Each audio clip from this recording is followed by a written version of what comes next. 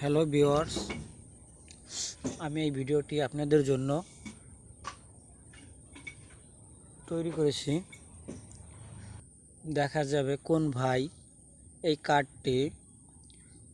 কার্ডের নাম্বারটি ডায়াল করে কার্ডটি জিতে নেয়, কমেন্টে বলে যাবেন এবং এরপর এমবি কার্ড দেব কিংবা মিনিট কার্ড দেব তাও কমেন্টে বলে যাবেন।